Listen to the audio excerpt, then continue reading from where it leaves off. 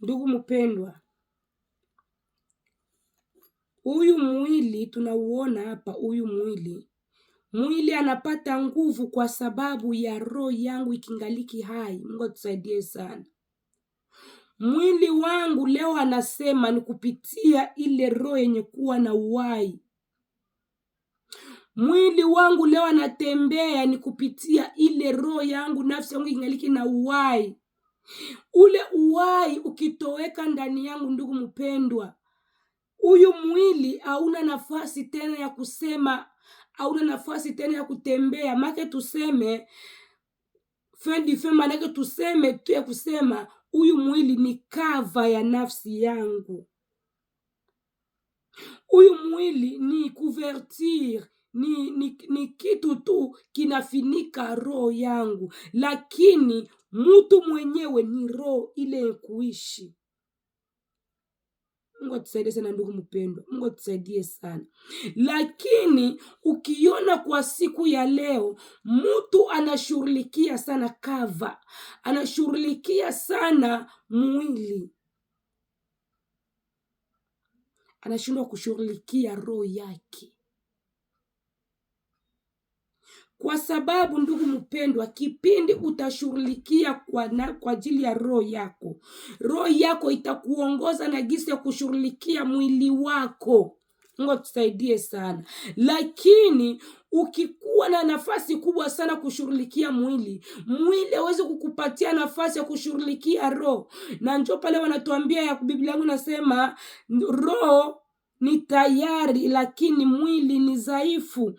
Kwa sababu utakapoanza kushughulikia roho yako kwanza, roho yako iokoke kikamilifu, roho yako impatie Yesu Kristo nafasi, ndugu mpendwa, na ile roho yako itakuongoza gisi ya kuendesha mwili wako.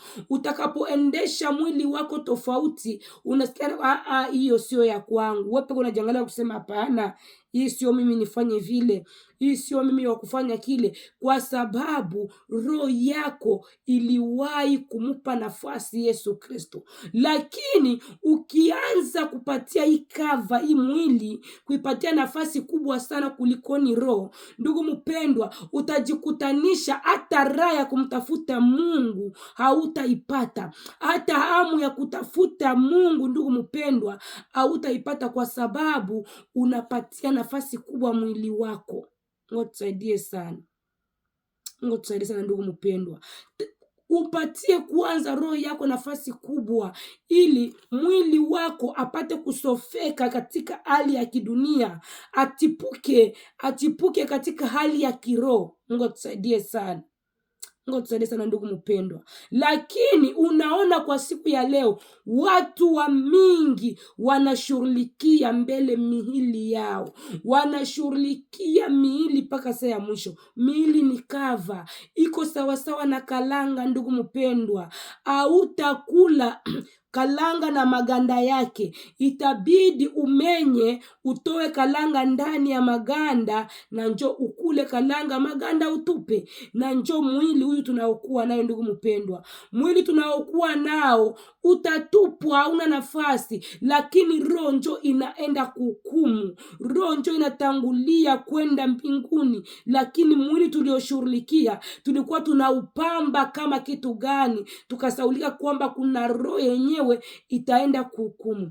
Ndugu mpendwa, hata kukuambia kitu, ni kipindi cha kushughulikia roho yako. Acha yale unayoyafanya, acha yale unayoyakava,